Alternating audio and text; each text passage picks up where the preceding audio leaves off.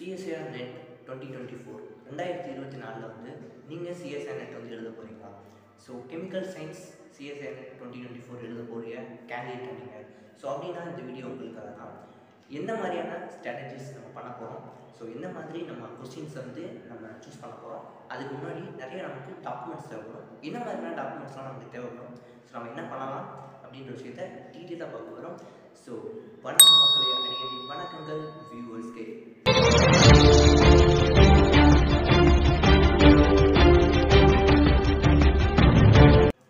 So first நம்மளுடைய ஒர்க்கை 50-50% பிரிப்போம். இதில் 50% வந்து உங்களுடைய ப்ரிப்பரேஷன், மீத 50% என்ன அப்படின்னா உங்களுடைய அப்ளிகேஷன், அதாவது அப்ளிகேஷன் ப்ராசஸ். என்ன சொல்கிற, எதுக்காக அப்ளிகேஷன் ப்ராசஸ்க்கு ஒரு 50% கொடுத்துருக்கு அப்படின்னு பார்த்தீங்கன்னா, நீங்கள் கரெக்டாக அப்ளை பண்ணல அப்படின்னா உங்களோட எக்ஸாமில் அப்பியர் ஆக முடியாது. ஸோ அப்போ கரெக்ட் அப்ளிகேஷன் ப்ராசஸ் வேணும். அப்போ கரெக்டான எக்ஸாமுக்கு வந்து அப்ளை பண்ணணும் அப்படின்னா கரெக்டாக உங்களுக்கு 1 மந்த்துக்கு முன்னாடி என்ன செஞ்சுருவாங்க அப்படின்னா நோட்டிஃபிகேஷன் வந்து அனௌன்ஸ் பண்ணிடுவாங்க. அப்போ இந்த 1 மந்த் எக்ஸாமுக்கு 1 மந்த்துக்கு முன்னாடி நோட்டிஃபிகேஷன் அனௌன்ஸ் பண்ண உடனே நீங்கள் என்னென்ன பண்ணணும் அப்படின்னா உங்களுக்கு நிறைய டாக்குமெண்ட்ஸ் வேணும். ஃபர்ஸ்ட் வந்து டாக்குமெண்டேஷன், அதை முதல்ல ஞாபகம் வச்சுக்கணும். ஸோ ஃபர்ஸ்ட் நம்ம இந்த 50% அப்படின்றது எதுக்காக அப்படின்னா நம்மளுடைய அப்ளிகேஷனை கரெக்டாக முடிக்கணும். அதுக்கு ஒரு 50%. அடுத்த 50% தான் நம்ம ப்ரிப்ரேஷன். ஸோ ஃபஸ்ட்டு நம்மளுடைய 50% முடிப்போம். அது என்ன அப்படின்னு பார்த்தீங்கன்னா நம்மளுடைய அப்ளிகேஷன் பாயிண்ட் ஆஃப் வியூ. அந்த அப்ளிகேஷன்லேருந்து என்னென்னலாம் பண்ணலாம், என்னென்ன டாக்குமெண்ட்ஸ் வேணும் அப்படின்னா உங்களுடைய கேட்டகரி சர்டிஃபிகேட் தேவைப்படும். அண்ட் தென் உங்களுக்கு வந்து நீங்கள் சப்போஸ் வந்து நீங்கள் பிஜி ஸ்டூடெண்ட்ஸாக எழுத முடியும் சிஎஸ்ஆர்க்கு. நீங்கள் வந்து நீங்கள் வந்து ஃபஸ்ட் இயர் செகண்ட் இயர் இந்த மாதிரி படிச்சுக்கிட்டு இருக்கீங்க போஸ்ட் கிராஜுவேட் அப்படின்னு பார்த்தீங்கன்னா உங்களுக்கு வந்து ஒரு சர்டிஃபிகேட் வந்து தேவைப்படும். அது என்ன அப்படின்னா RES சர்டிஃபிகேட், அதாவது ரிசல்ட் அவைட்டிங் சர்டிஃபிகேட். இது எங்கே போய் வாங்குறது எங்கே அப்படின்னு பார்த்தீங்கன்னா ஒன்றும் இல்லை, அவங்களுடைய CSIR நெட்டோடைய ப்ரௌச்சர் இருக்கும். அந்த ப்ரௌச்சர்லேயே என்ன செஞ்சுருப்பாங்க அப்படின்னா டீட்டெயிலாக கொடுத்துருப்பாங்க. அந்த சர்டிஃபிகேட்டை நீங்கள் பிரிண்ட் எடுத்து உங்களுடைய HOD, அதாவது ஹெட் ஆஃப் த டிபார்ட்மெண்ட் இருப்பாங்க இல்லையா, அவங்ககிட்ட ஒரு சிக்னேச்சர் வாங்கி அவங்களோட டெசிக்னேஷன் எழுதி நீங்கள் என்ன செய்யணும் அப்படின்னா ஒரு டிபார்ட்மெண்ட்டுடைய ஒரு சீல் வந்து வாங்கணும். ஓகே, ஒரு ஸ்டாம்ப் ஒன்று. ஸோ அதை வாங்கிட்டீங்க அப்படின்னா பிரச்சனை இல்லை. அதை நீங்கள் வந்து அப்லோட் பண்ணணும் வித் உங்களுடைய ஃபோட்டோ. அந்த ஜூனில் இப்போ லாஸ்ட்டாக வந்து ஜூனில் என்ன சொன்னாங்க அப்படின்னா ஃபோட்டோஸ் வந்து உங்களுக்கு வந்து ப்ளூ பேக்ரவுண்ட் இருக்கக்கூடாது, ஒயிட் பேக்ரவுண்டில் தான் இருக்கணும் ஃபோட்டோ அப்படின்னு சொன்னாங்க. ஸோ அதை வந்து கொஞ்சம் கவனமாக பார்த்துக்கணும். உங்கள்கிட்ட ப்ளூவில் வந்து இருந்தது அப்படின்னா அதை மாற்றிட்டு ஒயிட்டில் வந்து எடுத்து வச்சுக்கோங்க. உங்களோட கேட்டகரி சர்டிஃபிகேட் வேணும். ஸோ சப்போஸ் நீங்கள் கேட்டகரி சர்டிஃபிகேட் வந்து ஒரு குறிப்பிட்ட இயருக்கு மட்டும்தான், ஒரு 1 இயரோ இல்லை 6 மந்த்தோ அந்த அளவுக்கு இருக்கக்கூடிய சர்டிஃபிகேட்ஸ் இருந்துச்சு அப்படின்னா அது என்ன செய்யுங்க அப்படின்னா ரினியூல் பண்ணுங்கள். இல்லைனா புது சர்டிஃபிகேட் வந்து வாங்கி வச்சுக்கோங்க. அது எசென்ஷியல். அது மட்டும் இல்லாமல் இப்போ நீங்கள் கேட்டகரி சர்டிஃபிகேட் எடுக்கணும் அப்படின்னா உங்களுக்கு இன்கம் சர்டிஃபிகேட் வேணும். ஸோ அந்த இன்கம் சர்டிஃபிகேட்டும் முதல்ல அப்ளை பண்ணுங்கள். சில சமயங்களில் அந்த சர்டிஃபிகேட் வரதுக்கு கொஞ்சம் நாள் ஆகும். ஸோ நான் லாஸ்ட் 1 மந்த்தில் அதெல்லாம் பண்ணுவேன் அப்படின்னா 1 மந்த்தை விட அதிக டைம் ஆச்சுன்னா முடியாது.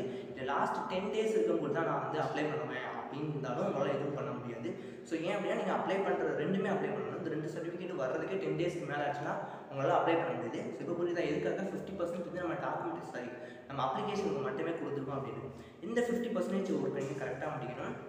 ஸோ நம்ம வந்து கரெக்டாக வந்து அவங்க ப்ரௌச்சர் வந்து நான் அனௌன்ஸ் பண்ணல. ஸோ சப்போஸ் ப்ரௌச்சர் அனௌன்ஸ் பண்ணதுக்கு அப்புறம் நம்ம என்ன பண்ணலாம் அப்படின்னா ஒவ்வொரு இது என்னென்ன டாக்குமெண்ட் தேவை, என்னென்ன இம்பார்ட்டன்ட் அப்படின்னு சொல்லிட்டு பார்த்துக்கலாம். ஸோ நம்ம ரூல்ஸ் வந்து நம்ம லேட்டராக வந்து பார்ப்போம். தென் வந்து பார்த்தீங்கன்னா உங்களுடைய ஃபீஸ் ஸ்ட்ரக்சர், அப்புறம் வந்து ஒவ்வொரு கேட்டகரி வைஸாக வந்து இவ்வளோ ஃபீஸ் அப்படின்னு சொல்லிட்டு போட்டிருப்பாங்க. நீங்கள் வந்து வீட்டிலேருந்து நீங்கள் அப்ளை பண்ணலாம், இல்லை அப்படின்னா நெட் சென்டருக்கு போய்ட்டு அப்ளை பண்ணலாம். ஸோ எப்படி இருந்தாலும் பரவாயில்ல, நெட் சென்டர்னா பிரச்சனை இல்லை, அவங்களே பண்ணிக்கோங்க. சப்போஸ் இல்லை நான் வீட்டில் தான் பண்ணுறேன் அப்படின்னா கொஞ்சம் கேர்ஃபுல்லாக பண்ணுங்கள். ஸோ சில சமயத்தில் வந்து லோட் ஆகிட்டே இருக்கும், பேமெண்ட் சரியாகுது, ஜஸ்ட் வந்து கொஞ்சம் வெயிட் பண்ணுங்கள். கொஞ்ச நேரத்தில் அவங்க வந்து நோட்டிஃபிகேஷன் போட்டுருவாங்க. ஸோ உங்களுக்கு நோட்டிஃபை வரும், நீங்கள் வந்து பேமெண்ட் சரியாச்சு அப்படின்னு சொல்லிட்டு. ஸோ ஜஸ்ட் வந்து கொஞ்சம் வெயிட் பண்ணால் போதும். ஓகே, முதல்ல வந்து கொஞ்சம் லோட் ஆகும். ஏன்னா நிறைய பேர் அதே சைட்டில் இருக்கனால இந்த பிரச்சனைலாம் நீங்கள் முதலே பண்ணிட்டீங்கன்னா இல்லை லாஸ்ட் 5 days தான் பண்ணுவேன், லாஸ்ட் 1 day தான் பண்ணுவேன் அப்படின்னா கண்டிப்பாக உங்களுக்கு இந்த மாதிரி இஷ்யூஸ் வரும். சர்வர் கொஞ்சம் லாஸ்ட் டைமில் ப்ராப்ளம் ஆகும், நல்லா வச்சுக்கோங்க. ஸோ இந்த மாதிரி வந்து டிசம்பர் நீங்கள் எக்ஸாம் அப்ளை பண்ணுறீங்க அப்படின்னா 1 month முன்னாடியே உங்களுக்கு ப்ரௌச்சர் போட்டுருவாங்க. கொஞ்சம் ஃபாஸ்ட்டாக வந்து என்ன செய்யலாம் அப்படின்னா நீங்கள் அப்ளை பண்ண ட்ரை பண்ணுங்க. ஓகேவா? ஸோ இந்த மாதிரி ஒர்க்கிங்கை முடிச்சிட்டிங்க அப்படின்னா 50% வந்து நீங்கள் வர டிசம்பர் 2024க்கு ரெடி. ஓகே, மீத 50% என்ன அப்படின்னா உங்களுடைய எக்ஸாமினேஷன் பாயிண்ட் ஆஃப் வியூ. அந்த எக்ஸாமினேஷன் பாயிண்ட் ஆஃப் வியூவில் நீங்கள் எப்படிலாம் வந்து கொஸ்டினை வந்து அட்டன் பண்ணலாம் அப்படின்னு பார்த்தீங்கன்னா இந்த எக்ஸாமினேஷன் பாயிண்ட் ஆஃப் வியூ உங்களுக்கு பேட்டர்ன் என்ன ஏது அப்படின்றத பற்றி உங்களோட அதே ப்ரௌச்சர் வந்து கொடுத்துருப்பாங்க. 3 பார்ட் வந்துருக்கு. பார்ட் A, B, C அப்படின்னு சொல்லிட்டு நம்ம கெமிக்கல் சயின்ஸை பொறுத்தவரைக்கு 3 பார்ட் இருக்குது. இந்த 3 பார்ட்டில் பார்ட் A அப்படின்றது ஜென்ரல் ஆப்டிடியூட். நம்ம அடுத்தடுத்த வீடியோஸில் நம்ம எப்படி இதெல்லாம் ஒர்க் அவுட் பண்ணுறாங்கன்னு சொல்லிட்டு டீட்டெயிலாக பார்ப்போம். ஃபஸ்ட்டு பார்ட் A என்ன அப்படின்னா ஜென்ரல் ஆப்டிடியூட். அது ஜென்ரல் ஆப்டிடியூட் அப்படின்றது ஜென்ரல் நம்ம எல்லாமே பார்த்துருப்போம் இல்லையா, அந்த மாதிரி ஜென்ரல் ஆப்டிடியூட் கொஸ்டின்ஸ் தான்.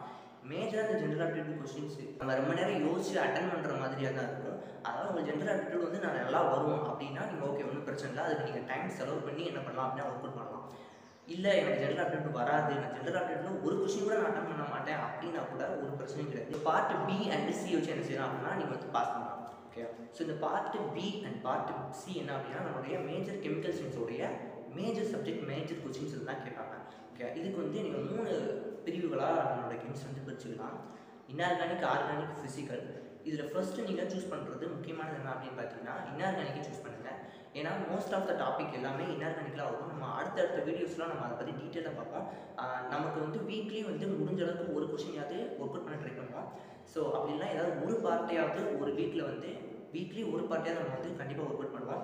ஸோ அடுத்த வீடியோஸ் வந்து மறக்காமல் பாருங்கள். ஃபர்ஸ்ட் வந்து நீங்கள் இன்ஆர்கானிக் சூஸ் பண்ணுறது நான் பெஸ்ட்னு சொல்லுவேன். ஏன்னா இன்ஆர்கானிக்கை பொறுத்தளவுக்கு உங்களுடைய பேசிக்கான ஃபண்டமெண்டல் நாலேஜ் இருந்துச்சு அப்படின்னா அந்த பேசிக்கில் நீங்கள் கரெக்டாக இருந்தீங்கன்னாவே உங்களால் என்ன செய்ய முடியும் அப்படின்னா ஒரு 50% கொஸ்டினுக்கு உங்களால் கரெக்டாக ஆன்சர் பண்ண முடியும். அப்படி இல்லை அப்படின்னா ஜஸ்ட் இதான் ஆன்சர் அப்படிங்கிறத உங்களால் டிஸ் பண்ண கூட முடியும். நம்ம ப்ரீவியஸாக உள்ள கொஸ்டின் பேப்பர்ஸ்லாம் ஒர்க் அவுட் பண்ணி பார்ப்போம். அப்போ உங்களுக்கு புரியும் ஏன் இன்ஆர்கானிக் நான் பெஸ்ட் அப்படின்னு சொல்கிறேன் அப்படின்னு சொல்லிட்டு. இன்ஆர்கானிக் சூஸ் பண்ணலாம். ஓகே, அடுத்து வந்து 3 சப்ஜெக்ட்டில் அட்லீஸ்ட் 2 சப்ஜெக்ட் அதே நீங்கள் தரவாக பார்த்துருக்கணும்.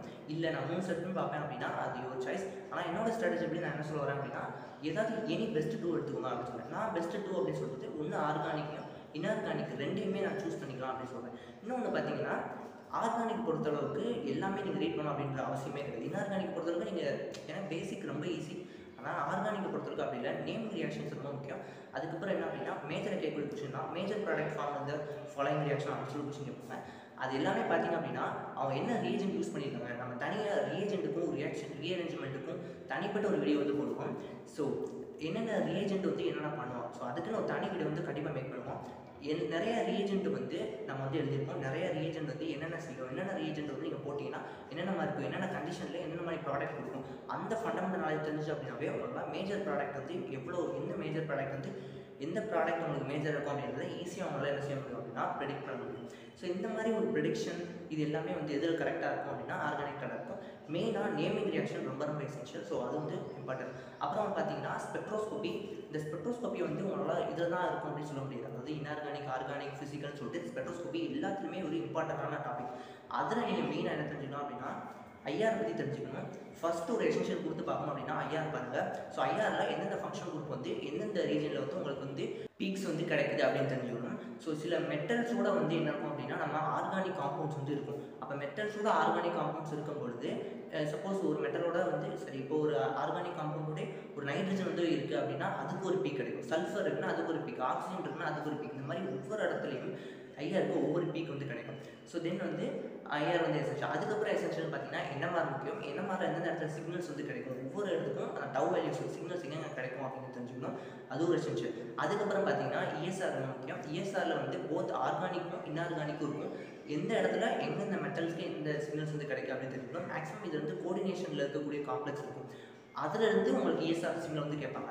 தென் இந்த விஷயங்கள் ஃபண்டமெண்டல்ஸாக தெரிஞ்சுக்கிச்சு அப்படின்னாவே உங்களால் ஈஸியாக வந்து பண்ண முடியும். இன்ஆர்கானிக் பொறுத்தவரைக்கும் நிறைய டாபிக்ஸ் வந்து இருக்குது. நம்ம அடுத்த வீடியோஸில் நம்ம பற்றி கண்டிப்பாக பார்ப்போம். இந்த மாதிரி உங்களுடைய ஸ்ட்ராட்டஜியில் ஜஸ்ட்டு வந்து 2 சப்ஜெக்ட் வந்து சூஸ் பண்ணிக்கோங்க. ஓகேவா? ஸோ நீங்கள் 3மே இது பண்ணணும் அப்படின்னு அவசியம் இல்லை. ஜஸ்ட் ஏதாவது 2 சப்ஜெக்ட் உங்களுக்கு பிடிச்ச 2 சப்ஜெக்டை சூஸ் பண்ணிக்கோங்க.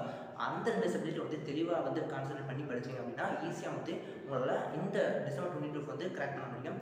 ஃபர்ஸ்ட் குவாலிஃபிகேஷன் அப்படின்னா PHD ஒன்லி அப்படின்னு சொல்லிட்டு ஒரு குவாலிஃபிகேஷன் இருக்கும். இது வந்து லீஸ்ட் பாசிங் ஸ்கோர், அதாவது PHD ஒன்லி அப்படின்னு சொல்லிட்டு கொடுத்துருப்பாங்க. ஸோ இந்த ஜூனுக்கு வந்து அது வந்து 33%, அதாவது 66 மார்க்குக்கு வந்து கொடுத்துருக்காங்க. அடுத்ததில் பார்த்தீங்க அப்படின்னா LS லெக்சர்ஷிப்பு, அதுக்கு மேலே வந்து JRF.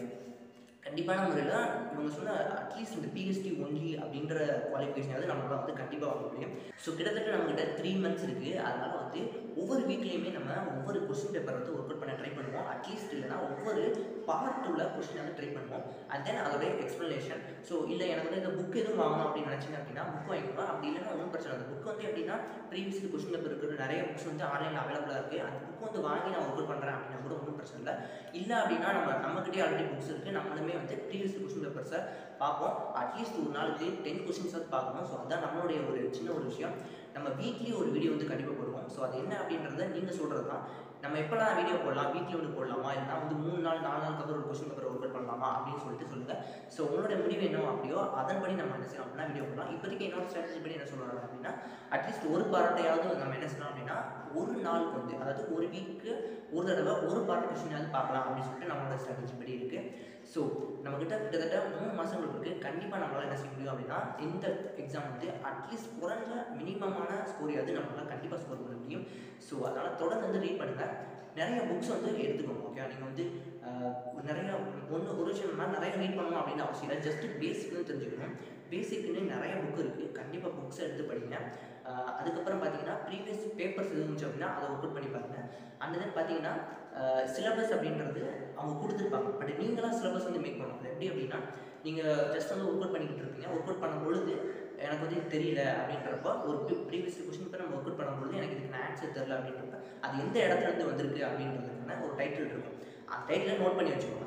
அதுதான் உங்களோட சிலபஸ். அப்போ எந்தெந்த போர்ஷன் நீங்கள் ஒரு கொஸ்டினை ஒர்க் அவுட் பண்ணும்பொழுது எதெல்லாம் உங்களுக்கு வந்து தெரியலையோ அதெல்லாம் என்ன செய்யுங்க அப்படின்னா எழுதி வச்சுக்கோங்க.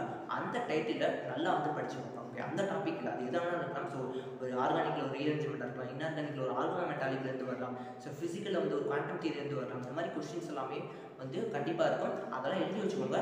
அதை வந்து நல்லா ஒர்க் அவுட் பண்ணுங்கள். அதில் இருக்கிற கொஸ்டின்ஸை நீங்கள் கூகுளில் சர்ச் பண்ணி கூட அதுக்கான ஆன்சர்ஸ் வந்து பார்க்கலாம். ஸோ நம்மக்கிட்ட நிறைய டைம் இருக்குது, நம்ம நல்லா ஒர்க் அவுட் பண்ணுவோம். ஸோ எல்லாருக்குமே all the best and thank you for. உங்களோட அடுத்த வீடியோ சந்திக்கிறேன். நன்றி, வணக்கம்.